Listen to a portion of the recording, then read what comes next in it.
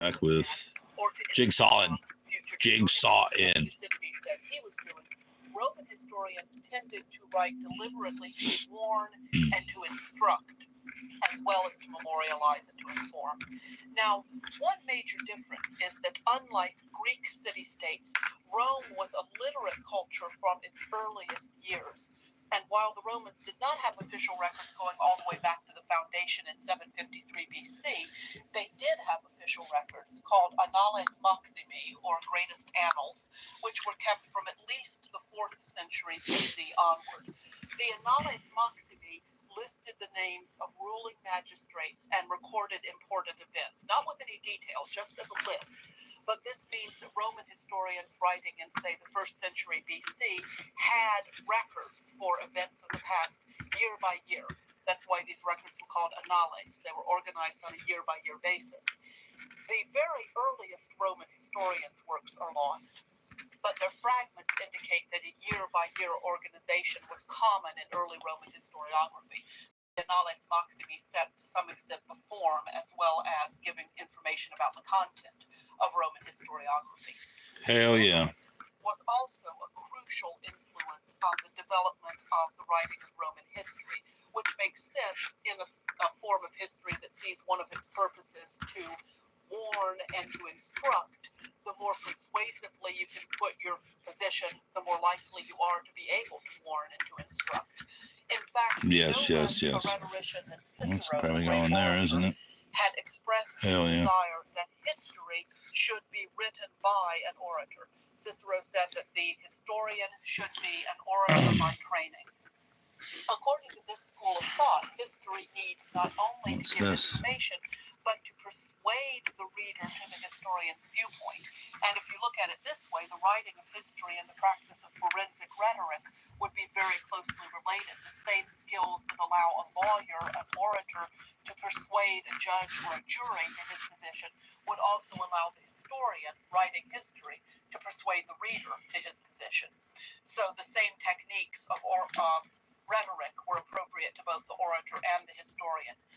Now, for the early history and development of Rome, our most important source is Livy, Titus Livius in Latin, who lived from around 59 BC to AD 17. Most of Livy's great work, which he called Ab Urbe Condita, from the foundation of the city, is lost. But the surviving parts of this work include enough material that we can pretty clearly reconstruct Livy's overall project.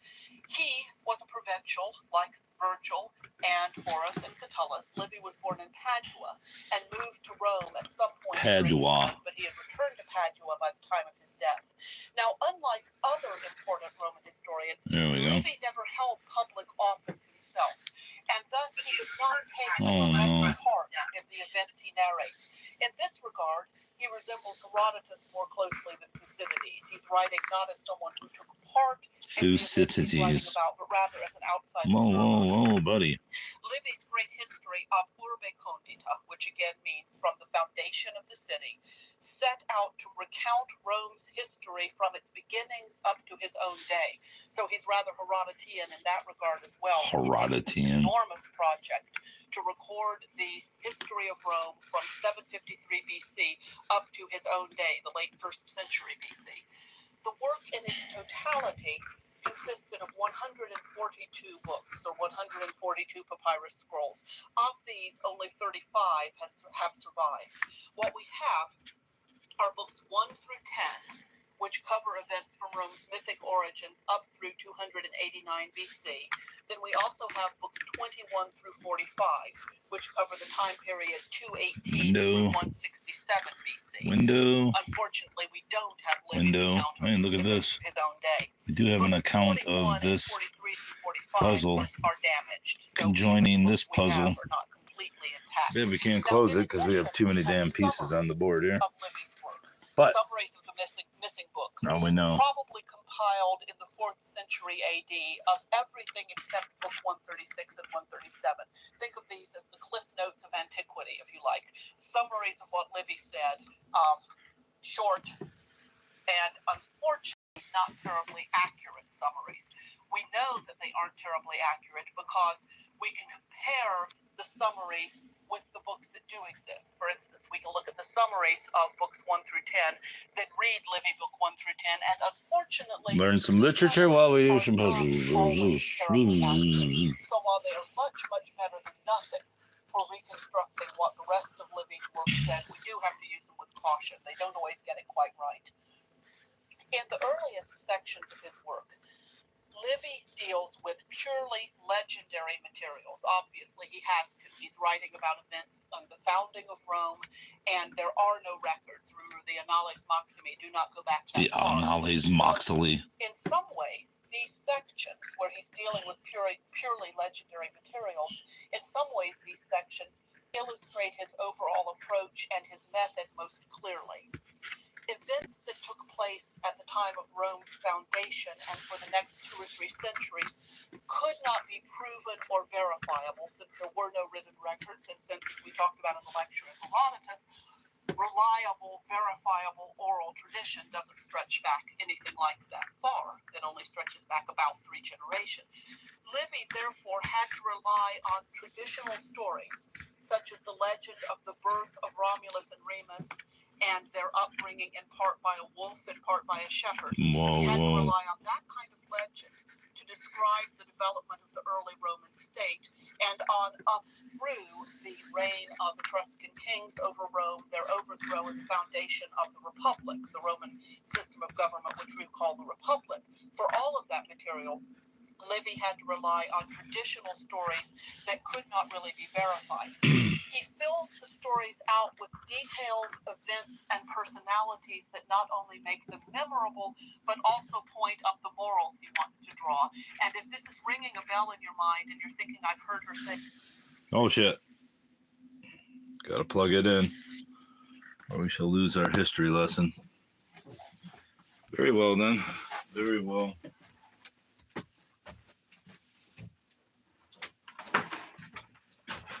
Don't want to lose our history lesson. Hell, plug.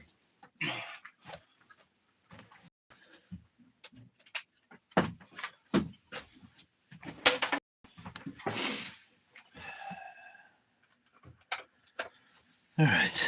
Now we got power back.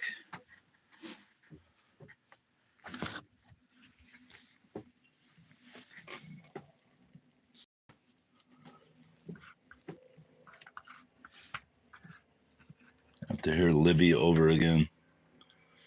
I want to find this piece right here. Shouldn't be too hard. I can get to the bottom of this chaos.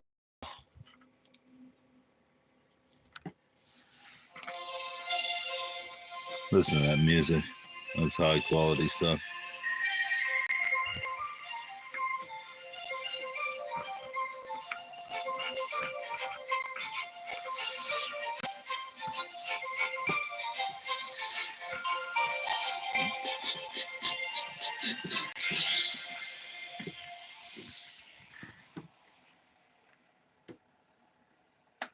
Go to the menu.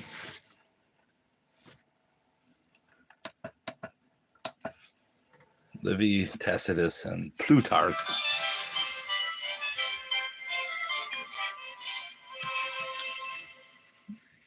Please. Welcome to Lecture 21, in which we're going to turn from Roman poetry to the prose genres of history and biography. We'll focus in particular on 2 Roman historians, Livy and Tacitus, and then we'll move on to the closely related genre of biography and talk about Plutarch. Now, in historiography, as in other genres, Roman authors modeled themselves to a large extent on their Greek predecessors in terms of style, format, and presentation. In fact, the very earliest Roman historians wrote in Greek rather than in Latin. But there were also materials available to the Roman historian. What do we got? Materials which he could draw upon, and what do we got? View of the purpose of his writing. Herodotus and Thucydides, as you remember, had set the overall parameters of history. Almost looks like an end piece, don't it? Historians did not deviate from these. Wars and politics can't be. remained the primary focus of historiography and the primary motivation, perhaps, for writing history. And in Get Rome, out of this here. focus was made even more pointed because of the civil struggles of the 1st century BC that I've referred to in the last few lectures. But Roman historians, far more than their Greek predecessors, Right there. took a pronounced moral stance on the issues they recorded. They wrote not just to memorialize, as Herodotus had, or to inform future generations, as Thucydides said he was doing. Roman historians tended to write deliberately to warn and to instruct, as well as to memorialize and to inform. Now, one major difference is that unlike Greek city-states, Rome was a literate culture from its earliest years. And while the Romans did not have official records going all the way back to the foundation in 753 BC, they did have official records called Annales Maximi, or Greatest Annals, which were kept from at least the 4th century BC onward. The Annales Maximi listed the names of ruling magistrates and recorded important events, not with any detail. There we go. List. No, it's not But an edge piece. That Roman historians writing in, say, the 1st century BC had records for events of the past year by year. That's why these records were called annales. They were organized on a year-by-year basis. The very earliest Roman historians' works are lost, but their fragments indicate that a year-by-year organization was common in early Roman historiography. So the Annales Maximi set to some extent the form as well as giving information about the content of Roman historiography. Rhetoric was also a crucial influence on the development of the writing of Roman history, which makes sense in a form of history that sees one of its purposes to... What odd-shaped pieces. The more They're very odd. Very, very odd. The more likely you are to be able to warn and to instruct. In fact, no less a rhetorician than Cicero, the great orator, had expressed his desire that history should be written by an orator. Cicero said that the historian should be an orator by training. According to this school of thought, history needs not only to give information, but to persuade the reader to the historian's You would think this piece would be easy since there are no others. I can't find it. Rhetoric would be very closely related. The same skills that allow in this morass. an orator to persuade a About judge that? or a jury to his position would also allow the historian writing history to persuade the reader to his position. Too many pieces so the up same here. Techniques of rhetoric were appropriate to both the orator and the historian. Now, for the early history and development of Rome, our most important source is Livy, Titus Livius in Latin, who lived from around 59 BC to AD 17. Most of Livy's great work, which he called Ab Urbe Condita, from the foundation of the city, is lost. But the surviving parts of this work include enough material that we can pretty clearly reconstruct Livy's overall project. He was a provincial, like Virgil and Horace and Catullus. He was born in Padua and moved to Rome at some point during his life, but he had returned to Padua by the time of his death. Now, unlike other important Roman historians, Livy never held public office himself, and thus he did not take a direct part in the events he narrates. In this regard, he resembles Herodotus more closely than Thucydides. He's writing Can't find that piece. Part in the events he's writing about, Hey, look at that. an outside observer. Just found the piece that connects these two. Urbe Condita, which again means from the foundation of the city, set out to recount Rome's history from its beginnings up to his own day. Could that be that piece? He's rather Herodotus It is. as well, that he takes All this enormous project to record the history of Rome from 753 BC up to his own day, the late 1st century BC. The work in its totality tough fit. consisted of 142 Get in there. books, or 142 papyrus scrolls. Of these, only 35 have survived. What we have are books 1 through 10, which cover events from Rome's mythic origins up through 289 BC. Then we also have books 21 through 45, which cover the time period 218 through 167 Maybe we should work on these. BC. Unfortunately, we don't have Livy's account of We need events of a his very own day. sharp piece Books 41 and in the 43 window and section. 45 are In the damaged, window so even section. the books we have are not completely intact. Now, in addition, we have summaries of Livy's work, summaries of the missing books, probably compiled in the 4th century AD of everything except book 136 and 137. Think of these as the cliff notes of antiquity, if you like.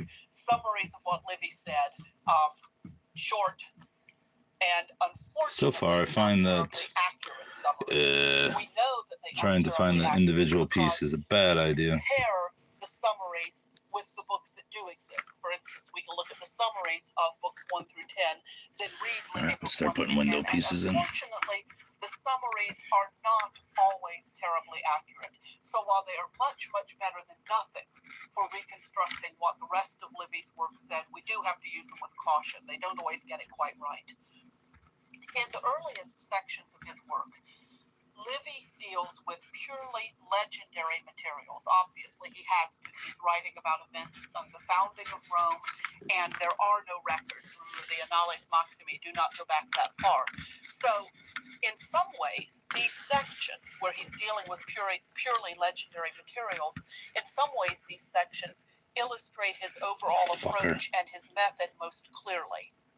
Events that took place at the time of Rome's foundation and for the next 2 or 3 centuries could not be proven or verifiable since there were no written records, and since, as we talked about in the lecture in Herodotus, reliable, verifiable oral tradition doesn't stretch back anything like that far. It only stretches back about 3 generations. Livy, therefore, had to rely on window pane. stories, There we go. such as the legend of the birth Still of not Romulus going in there. and Remus, and their upbringing in part by a wolf and part by a shepherd.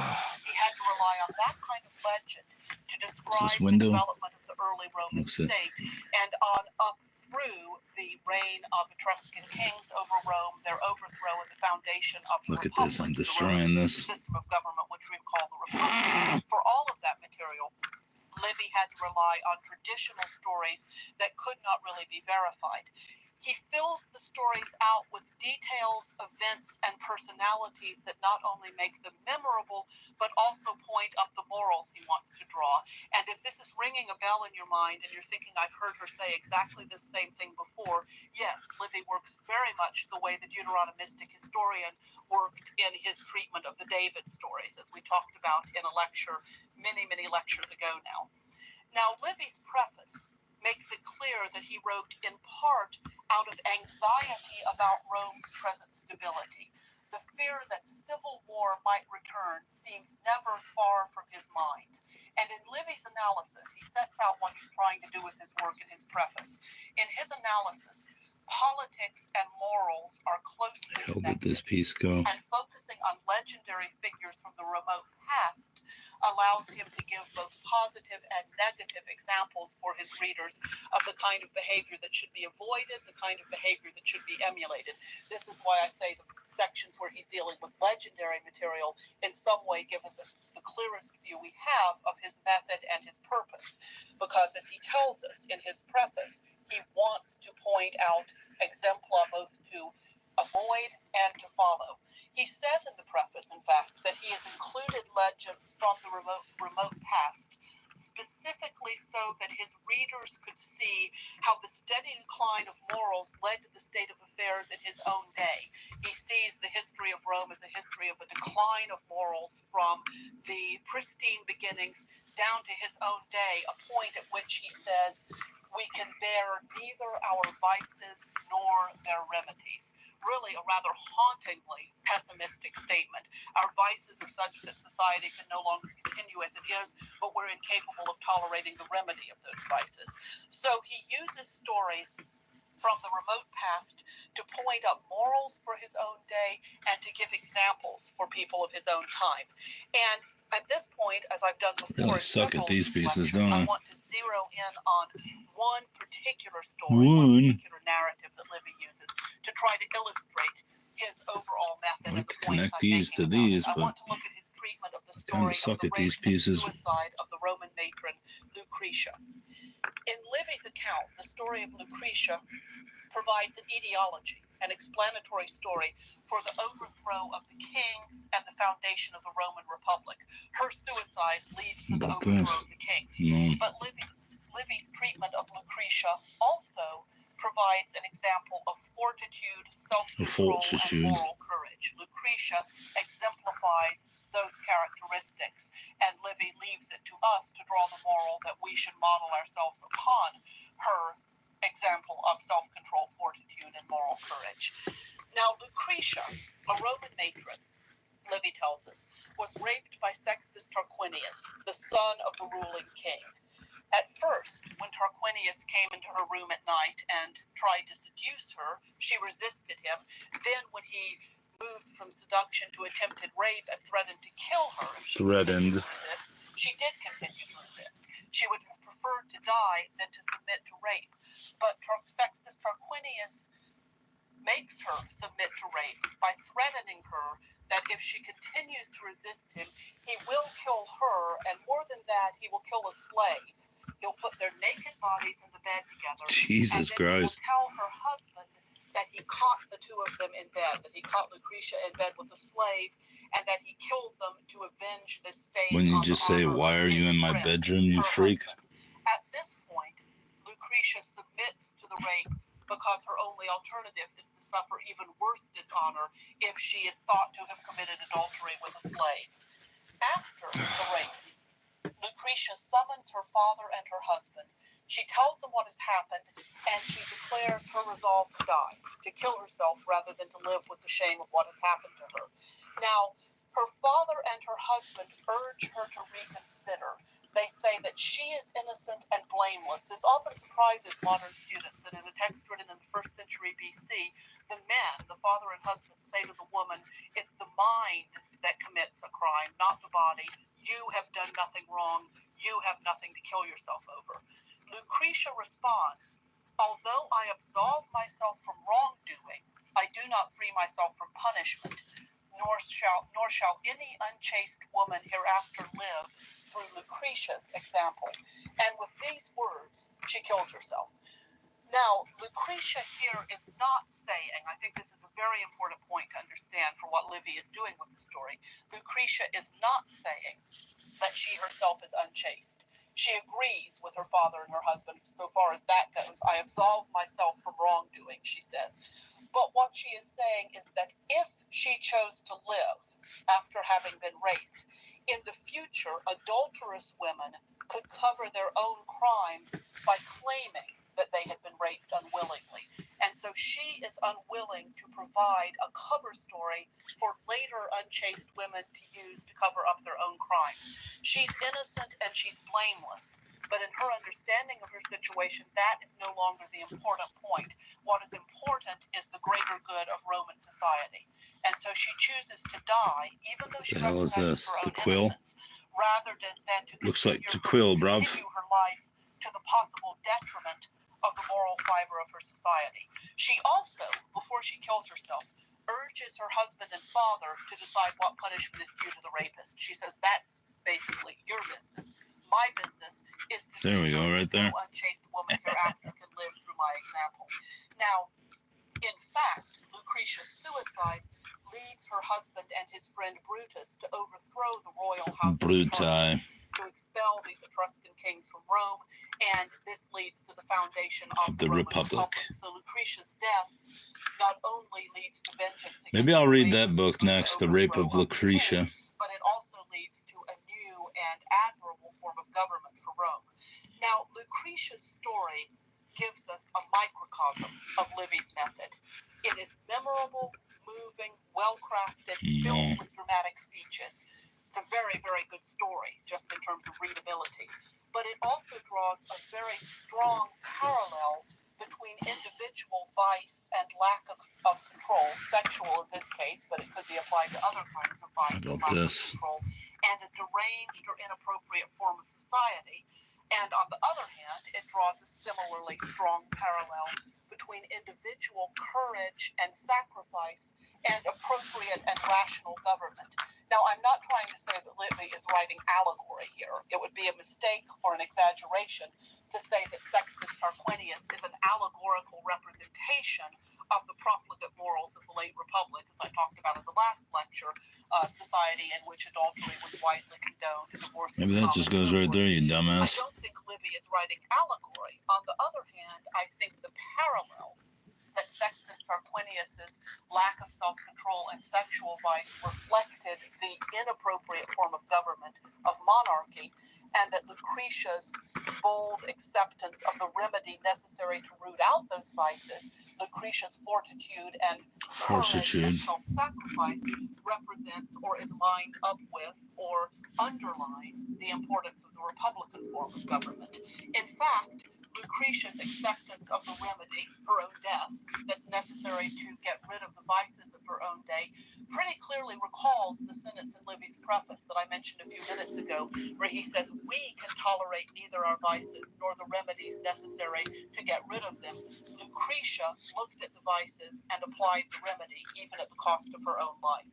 So Livy, throughout his work, gives us moral exempla and is writing very definitely with the idea of encouraging, almost exhorting the people of his own day to look to the good moral exempla, the better morals of the past, and try to return to them. The next great historian I want to consider is Publius Cornelius Tacitus. Tacitus in Latin, Tacitus as he's pronounced in English. Now, unlike Livy, Tacitus is what's often called a senatorial historian. That means that he had taken part in politics himself, he had held public office, and so he was a direct participant in the Roman political system in a way that Livy was not. And he also concentrated on much more recent events. So in that regard, Livy is more like Herodotus, Tacitus is more like Thucydides. Tacitus was born around AD 56 and died around AD 117 or 118. We don't know very many details of his life. We know that he held important public offices in Rome and probably in the provinces as well. And we know that he began writing after the death of the Emperor Domitian in AD 96. Up to that what do you think this goes it here? had been too dangerous I to would write say about yes, the current political state in Rome. but I could be wrong. But under the rule of the next two emperors, Nerva and Trajan, Tacitus felt able to express his opinions freely. His two greatest works are called the Histories and the Annals. And both of these survive, unfortunately, only incompletely, but enough remains of each to give us a good sense of Tacitus's style, his material, and his subject matter. The Histories was published around AD 109. Originally, it contained 14 books and covered the years from 69, which was the reign of the Emperor Galba, to 96, the death of Domitian. Galba? We have books How about 1 through this 4 right at the here? beginning of book 5, so I'm the gonna say narrative yes. ends in the year 70.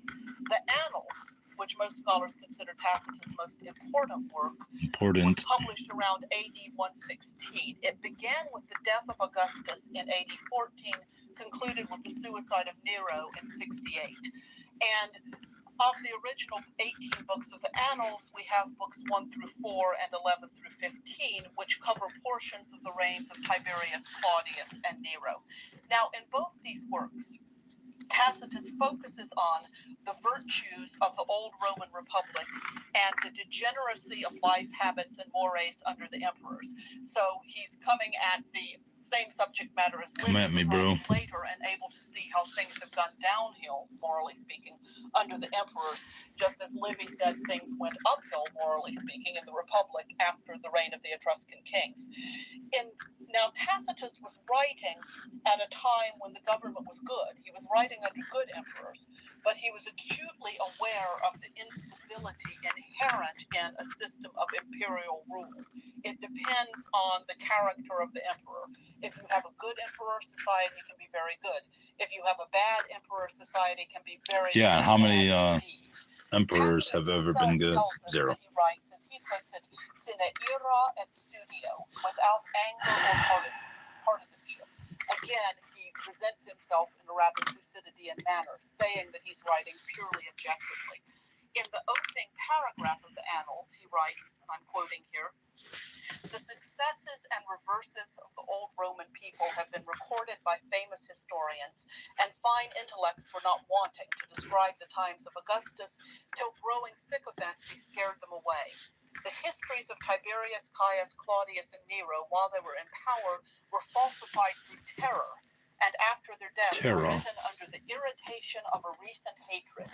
Hence, my purpose is to relate a few facts about Augustus, more particularly his last acts, then the reign of Tiberius, and all which follows without either bitterness or partiality. That's the without ira et studio, without anger or partisanship or bitterness or partiality. You can translate it in various ways, from any motives to which I am far removed. So I'm not writing out of anger over bad emperors. I'm not writing out of partisanship for one party or another. I'm simply trying to describe how it was. So Tacitus gives us a view of life under the emperors. Livy writes about the history of the Republic. Now, unlike these two historians, Plutarch, to whom I want to turn at this point for the rest of the lecture, was a Greek who had lived in Greece all his life.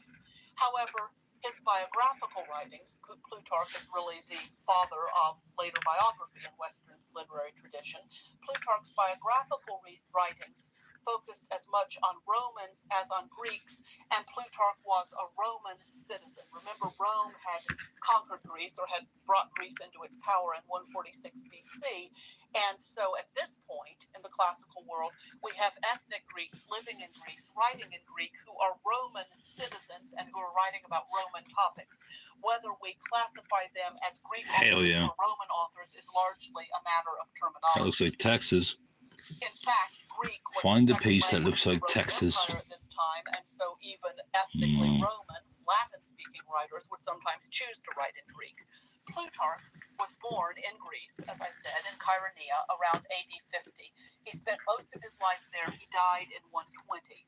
He studied in Athens as a young man. He traveled to Rome at some point and held several important political positions, both in his hometown and priestly positions at the nearby oracle or sanctuary of Delphi. Plutarch was a prolific writer. Over half his total work is lost, but what remains is truly impressive. Broadly speaking, we can divide Plutarch's works into two main categories, the lives and the morality. Find Texas up there, and then we'll be set on that section. Which are what I want to look at here. Well, you are Texas. Biographical sketches of famous Greeks and Romans. Is that Texas right there? Are treatises on a Hell wide yeah. variety of subjects, primarily philosophical and ethical. Now, in the lives, of the parallel lives, Plutarch pairs famous Greeks and famous Romans. So he writes about one Greek and one Roman and pairs them together. There are a total of 22 such pairs of lives. The pairing can be done on the basis of character, political situation, historical importance. So, for instance, Plutarch pairs Romulus with Theseus, the traditional founder of Athens, Pericles with Fabius Maximus, Alcibiades with Coriolanus, Caesar with Alexander, Cicero with Demosthenes, which causes me quite a pang since we have a lecture on neither Cicero nor Demosthenes in this course. In most of the pairs, Plutarch concludes with a few paragraphs of commentary and comparison, but overall he lets the resemblances speak for themselves. Now, Plutarch himself states that he is writing biography and not history. His conception of what biography entails is rather different from ours. I want to quote to you what he says at the opening of his Life of Alexander, which again is paired with the Life of Caesar, about his own methodology. Plutarch says, "Well, I feel like half of these that I put over there belong over here." Anyway, going to the window. If I do not record all their most celebrated achievements or describe them exhaustively, Let's work on the window. Summarize what they accomplished, I ask my readers not to regard this as a fault, for I am writing biography, not history. And the truth is that the most brilliant exploits often tell us very well nothing could of be the that virtues too. or vices of the men who performed them, while on the other hand, a chance remark or joke may reveal far more of a man's character than the mere feat of winning battles. It is my task to dwell upon those actions which illuminate the I really wish I could get that corner piece. And by this means to create a portrait of each man's life. I leave the story of his greatest struggles and achievements to be told by others. So Plutarch is interested in conveying the character of the men he's writing about. He does not see the facts of their careers in exhaustive detail as a part of biography proper. More window. There have been earlier instances of biography before Plutarch wrote, in the sense of works devoted to the doings of a single man, and historians too often wrote works focusing on one man, for instance, Alexander He should be the Great. very simple. But Plutarch brought to the genre of biography a sophistication in his analysis of character, of motivation, and of moral implications that was unprecedented before him. Now, Plutarch is an extremely important author in his own right, but he is, I think, even more important in his Nachleben, to use a German word, afterlife, what his work This lady's meant really later dropping all the big words. The influence he had on Nachleben. later European historiography, biography, and literature is almost incalculable. This may seem surprising because the lives are not particularly familiar to modern readers, but in the Renaissance and after, Plutarch's lives were among the most widely read works of classical literature. Amyot's French versions of the Lives, published in 1559, and the Moralia in 1572, are considered classics of French literature in their own right. And in English, Sir Thomas North translated the Lives in 1579, working largely from Amyot Really need as to well make as some Plutarch's progress here original. Now, in this window. the influence of these translations It's was embarrassing. profound. It's embarrassing. And to take just one, but the most important example, Shakespeare relied on Plutarch through North's translation to an astonishing extent. I said in the previous lecture Give me a that piece over here, Ovid was the author quickly. to whom Shakespeare turned most readily when he wanted an example or a comparison. Don't start This is breaking this true, up. but Plutarch comes second only to Ovid. And Shakespeare's Roman history plays are drawn almost directly from Plutarch. It's scarcely an exaggeration to say that Julius Caesar and Antony and Cleopatra are Plutarch, or perhaps Sir Maybe Thomas this one. North's Plutarch, dramatized and set into verse. For instance, I want to read you a passage from North's translation of Plutarch, and then a very famous passage from Antony and Cleopatra. And I think anyone listening to this will see the connection. These are two parallel passages I in really want North that and corner in piece. Shakespeare that are very often adduced That gets to holding show me the up here. extent of Shakespeare's reliance on North. This is North's translation of Plutarch describing Cleopatra in her barge. She disdained to set forward otherwise, but to take her barge in the river of Cydnus, the poop whereof was gold, the sails of purple, and the oars of silver, which kept stroke and rowing after the sound of the music of flutes, hautboys, citherns, viols, and other such instruments as they played upon in the barge. And now for the person of herself.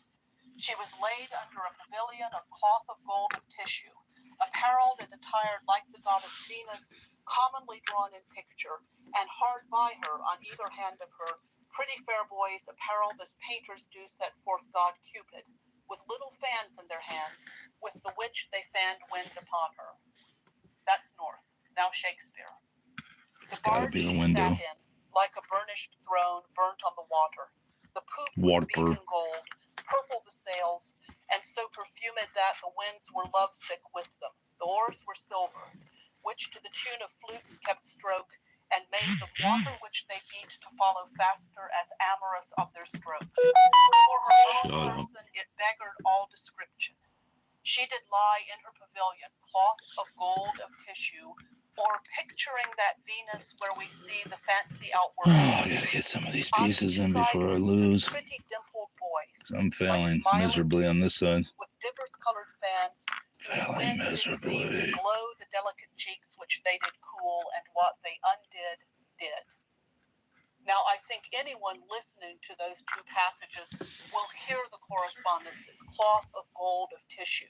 Shakespeare lifts whole There, phrases please. from North. Oh my God. But Shakespeare also We got Shakespeare, something to build off and now. makes this his own, makes it some of the most memorable poetry he ever wrote, and yet without North, and thus without Plutarch, there would be Right. no Cleopatra in the barge in Shakespeare's Antony and Cleopatra.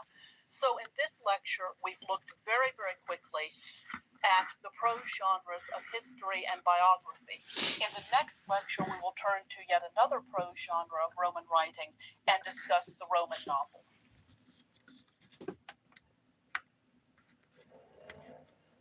The Roman novel.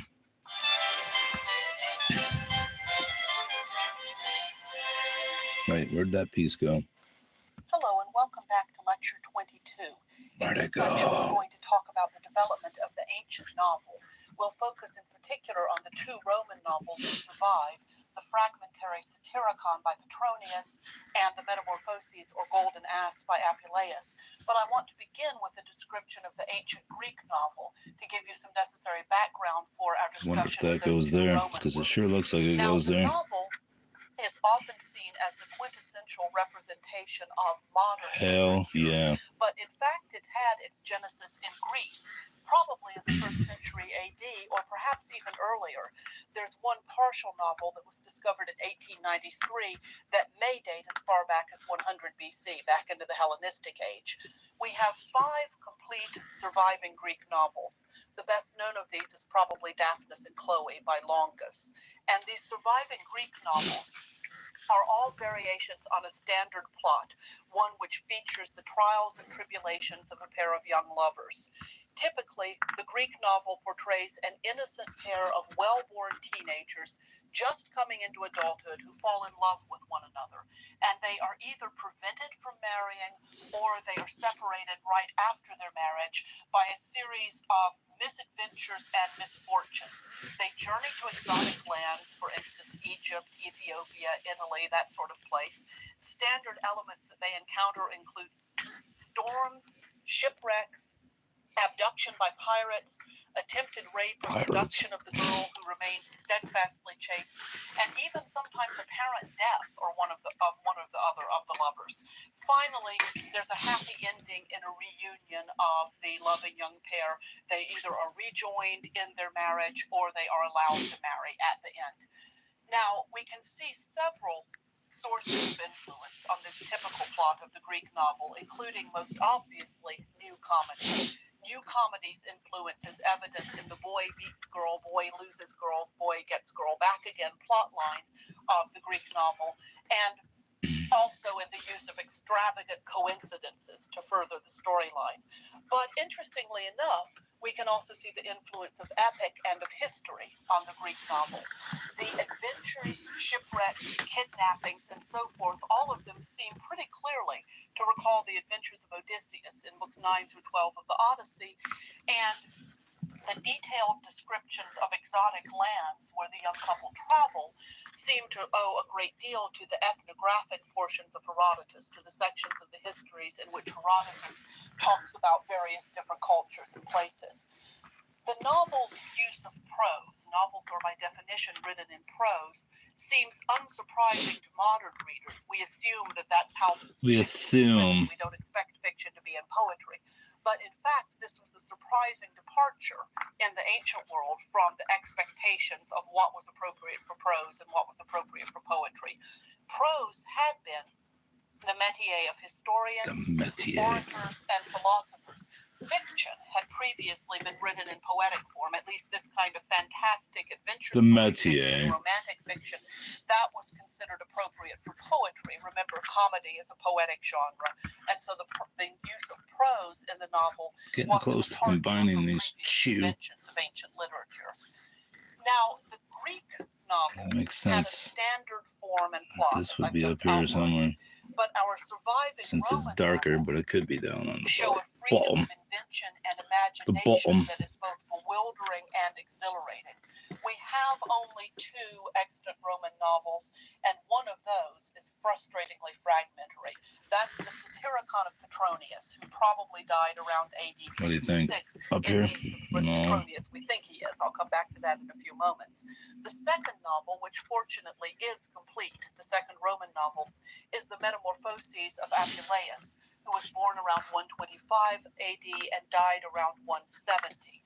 This work is more commonly known as the Golden Ass. St. Augustine, whom we'll meet in lecture 24, tells us that Apuleius' work was often called the Golden Ass, and I will tend to refer to it that way in this lecture just to avoid the possibility of confusion with Ovid's Metamorphoses. Now, these 2 works, Satyricon and the Golden Ass, seem to depend, at least in part, on the conventions of the Greek novel for their form and for their subject matter. Both are written in prose to begin with, although Satyricon incorporates segments of poetry as well. Both include stories of romantic or at least erotic escapades, adventures, and misadventures. But the characters in the Greek novels that we have The are rather characters. stereotypical. You could interchange them from one novel to another. The young girl, the young boy, neither one of them has much individual character in the Greek novels. In contrast to that, these That's Roman going there. novels feature extremely individualistic and highly memorable personages. So to talk about Satyricon first, who was the author is the first question that we have with this work. And the answer to that is that the author of Satyricon was perhaps, some scholars would say probably, the same Petronius who was a prominent figure in the circle of the Emperor Nero. Nero reigned from AD 54 to 68. And in the annals, Tacitus, the same Tacitus we discussed in the previous lecture, describes a man named Petronius as Nero's arbiter elegantiae, his judge of taste or judge of elegance. This seems to mean that Nero relied on this Petronius to tell him what was and was not right here. truly elegant, truly I tasteful. want that piece, so bruv. Petronius was Nero's advisor in matters of That taste way we and can make a elegance. conjoining Tacitus further section. says that Petronius tended to reverse night and day. He stayed up all night, slept all day. He held lavish parties and so forth. And Tacitus tells us finally that Petronius was accused of treason by a jealous rival and was allowed to commit suicide or ordered to commit suicide by Nero rather than to face execution. And Petronius supposedly made even his own death an occasion to display his urbanity and wit. He invited friends in, joked with them, opened his veins and bled a bit, then had his veins bound up so that he could eat and drink a bit more. And What? to joke and to chat with his friends, and then I'm gonna- suicide a little bit more, and then continue the party. So I'll break my Petronius was an extremely urbane, witty, elegant man who like a advised psychopath. Nero in matters of taste. Hey, cut my veins open, Bubba. The same man who wrote Look at this. I'm tearing this apart. I'm tearing this apart. We'd like to know who the author is. Knowing who the author is, when he Stop. lived, and the circumstances of his own life tells us so very much about a work, as we've seen throughout these parts of this course. But we cannot be sure that the Petronius, whose name has come down to us as the author of Satyricon, is the same Petronius whom Tacitus refers to as Nero's judge of taste. The manuscripts of Satyricon do in fact Very say unfortunate that I have these color but issues. there's no unambiguous internal evidence to indicate that it's the same Petronius. The novel does not directly refer or indirectly refer to Petronius's role in Nero's court, and there's nothing else that would clinch the identification, nothing to make it absolutely clear that we're talking about the same man. And Tacitus does not say that Petronius wrote anything. He doesn't tell us that Petronius wrote a novel, or for that matter, anything else. And it is at least a bit troubling that Satyricon, as we'll see in a few minutes, deals mainly with lower class characters and seems to indicate someone, an author who knows a great deal about lower class characters, their style of speech, their style of life. Would Petronius of Nero's court have this interest in lower class characters? It seems to remain an open question whether Petronius of Nero's court and Petronius, the author of the Satyricon, are the same man. And this is frustrating for many reasons, not least because it makes a firm dating of the novel impossible. Without knowing the author, we aren't sure exactly when this work What a was strange piece this is going to be. If Petronius is the Petronius of Nero's court, then it's possible that Satyricon is actually earlier than our earliest fully surviving Greek novel, and that raises the question of, did the Greek novels that we have draw on Satyricon to a certain extent, rather than the other way around? Chronology is important for knowing direction of influence, but we have to leave the question of the authorship of Satyricon there. We simply don't know. Whoever its author, Satyricon is How the a difficult fuck is that book going to fit in there? categorize, not least because of its fragmentary state. Some scholars question whether we should properly call Satyricon a novel at all, in fact. We don't know what else to call it, but novel isn't necessarily quite the right term for it. The original work was perhaps in as many as 20 books. Portions of only 3 of those survive. Probably those portions come from relatively late in the narrative, and much of what remains is short, disjointed passages rather than long narrative sequences. The longest narrative, Trimalchio's Dinner, which describes the extremely ostentatious and vulgarly bad taste dinner of a freedman, Trimalchio, someone who was born a slave, gained his freedom, and became enormously rich. This longest narrative, Trimalchio's Dinner Party, probably made up the bulk of one book of Satyricon. But with the other passages that survive, we can't even be certain of the order in which the remaining fragments would have appeared in the original text. We don't even know which narrative bit comes before which other narrative bit. Furthermore, the narrative includes large sections of poetry, and it is unlike other ancient novels in that regard. Petronius here, I'm calling the author Petronius, seems to be drawing on a genre called Menippean satire. That was a genre that blended prose and verse. But the basic framework of Satyricon, as we can reconstruct it from the fragments, features the adventures of a main character or narrator, and Satyricon was and is so lengthy a work that novel seems as accurate a term as any other to categorize Satyricon. Despite the disjointed nature of the remains of this work, we can still get some sense of its overall nature. The book features, as I just said, a narrator. He's named Encolpius, and it also features his friends and sidekicks, including his young male lover, Gaiton. The portions that have survived focus on different characters with whom Encolpius interacts during a series of adventures set in South Italy. And the overall tone is decidedly irreverent, bawdy, downright raucous. Many of the adventures in the portions of the work that have survived include attempted and often very successful seductions of Gaiton, the narrator's young lover Gaiton. Now, this is one reason that we tend to suppose the Satyricon directly and intentionally parodies Greek novels. Gaiton's willingness to be seduced and his lack of fidelity to Encolpius, and for that matter, his gender as a male rather than a female, can be seen as mirror images, as we're making some progress of the heroine of a standard Greek novel, such as Chloe and Daphnis and Chloe. Remember, as I said, the plot of a Greek novel often includes attempted rapes or seductions of the heroine.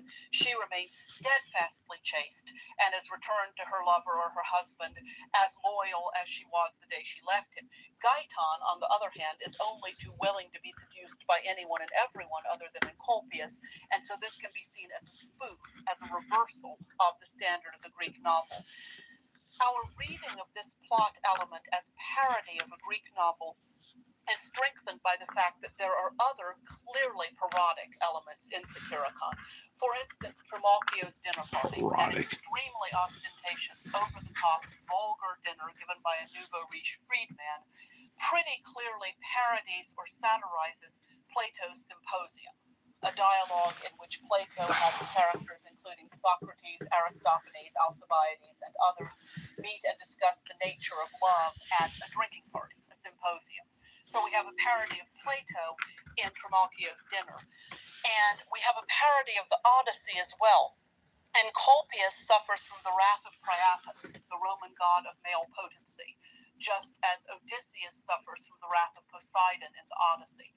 So given that we can say with a good deal of confidence that the Satyricon deliberately parodies philosophy and ethic, it also seems to be something we can say with a good deal of confidence that the relationship between Encolpius and Gaiton is meant as a parody of the young lovers plot of an ancient novel. Now, when we turn to Apuleius and his work Metamorphoses, or the Golden Ass, we are on firmer ground for several reasons. The work is complete. All right, this shouldn't be too hard to find. We know a good deal more about the author. We know who he was, and we have some other works by this same author. Apuleius was born around AD 125 in Madoris in North Africa. His parents were well off. He was educated in Carthage, Athens, and Rome. And as a young man, he married a wealthy older widow named Pudentilla. In 158 or 159, he was made a defendant in a lawsuit brought by Pudentilla's relatives, who thought that she must have been enchanted in order to marry him. They charged him in court. They charged Apuleius with using magic to induce this wealthy older widow to marry him. And Apuleius's apology, or his speech in his own defense at this trial, has survived, as has a collection of what a his public stupid piece. speeches called the Florida, which means flowery speeches, basically, from the 160s. We can't securely date The Golden Ass, Apuleius's novel. Most scholars think it's a work from fairly late in the author's life. We don't know the exact date of it. Now, the plot of The Golden Ass centers around the adventures of Lucius, a young man, the narrator of the work, who, through a terrible mistake of something he thinks is a love potion, is transformed into a donkey. That's the ass of the alternative title. And golden doesn't mean that the donkey is gold. It's a reference to the beautiful linguistic style, the beautiful narrative style of the novel. So the ass of Apuleius, which is golden in its presentation. Lucius learns that to become unenchanted and transformed back into his rightful shape as a man, he must eat some roses. It's very simple. The antidote to this magic potion, which turns one into a donkey, is to eat some roses and then one's turned back into a man. However, a series of misadventures prevents Lucius from getting any roses. Every time he approaches a rose bush, something happens to drive him away.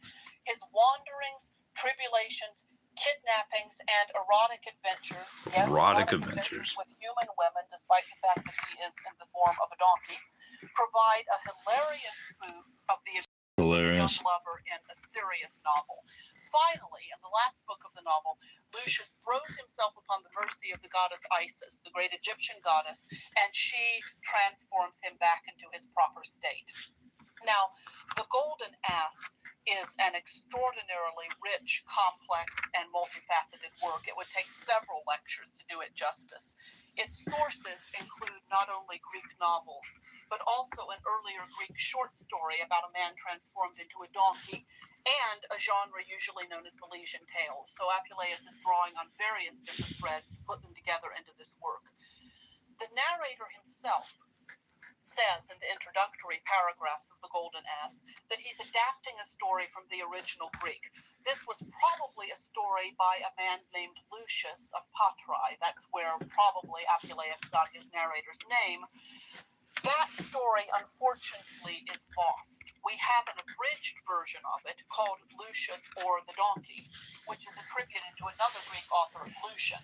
I know all these Luciuses and Lucians are confusing, but the story about a donkey, about transformation into a donkey by Lucius of Patrae, is lost. We have an abridged version attributed to the Greek author Lucian. The exact relationship between Lucian or the original story he's abridging and Apuleius's novel remains a matter of controversy, but at least it seems clear that the Greek original was considerably shorter than Apuleius's version. It may have provided the basic idea for the plot, a man transformed into a donkey and his subsequent adventures, but the transformation of that story into a full-length novel is Apuleius's own. The Golden Ass incorporates a great many tales within a tale, a great many subsidiary stories, and in the opening paragraphs, in the very first sentence, in fact, Apuleius tells us, or the narrator Lucius tells us, that he's putting together different stories in a Milesian manner. Now here Apuleius is drawing on a genre called Milesian tales, which were short, bawdy, erotic stories, and there are a great many such inset stories throughout The Golden Ass, spoken in the voice of several different characters having to do with sexual adventures and misadventures. But the longest and most important inset tale, which takes up books 4 through 6 of the novel, is the story of Cupid and Psyche. This story is far more complex and far more serious than the standard bawdy Milesian tale. Lucius, still in the form of donkey, this piece looks like it goes somewhere over here. Cupid and Psyche, when he's in the hands of bandits who have kidnapped a young girl. He's their donkey. He's carrying their burdens. The bandits have kidnapped a young girl. And an old woman tells this girl the story of Psyche to take the girl's mind off of her own troubles. This story, the story of Cupid and Psyche, clearly follows the plot of a Greek novel. It's the story of the god Cupid, the equivalent of Eros in Greek, the god of desire and sexual attraction, and his marriage to and separation from a girl named Psyche. The main story, as Apuleius tells it, revolves around Psyche's wanderings, the tasks she faces, the difficulties she encounters, partly through the hatred of her mother-in-law, the goddess Venus, and finally the reconciliation and reunion of Cupid and Psyche and her transformation into a goddess so that they can live together quite literally, happily, forever after. Cupid is a god, Psyche becomes a goddess at the end of the work. So the story clearly follows the plot of a Greek novel. Young couple separated shortly after their marriage, trials and tribulations, happy reunion. But it's also, no less clearly, an allegory of the progress of the soul. Remember in the lecture on the Iliad, I mentioned that the Greek word for soul, for what goes to the underworld, is psyche, psyche in English. It's exactly the same word used in the story of Cupid and Psyche. One could equally well say that this is a story of desire and the soul. Those are what those two words, Cupid and Psyche, means. In fact, it is an open question whether there was any pre-existing myth of Cupid and Psyche, or whether Apuleius simply made this story up for the purposes of his own work, his own novel. Clearly, even if he is drawing on a pre-existent traditional myth, Apuleius reworks the story to make it a very obvious, carefully crafted literary allegory of the progress of the soul towards eventual immortality. In this one episode, the interspersed Milesian tales in The Golden Ass, the serious Greek novel which Apuleius is spoofing throughout, the use of myth or perhaps invented myth as self-conscious allegory, and the plotline of Apuleius' own novel all intersect. This is what I mean by saying this is an extraordinarily complex and fascinating work. Now, the Cupid and Psyche episode is consciously allegorized mythology, but it's far from the only part of the narrative. All right, you gotta go. Gods or the divine. We're gonna stop at Cupid and Psyche.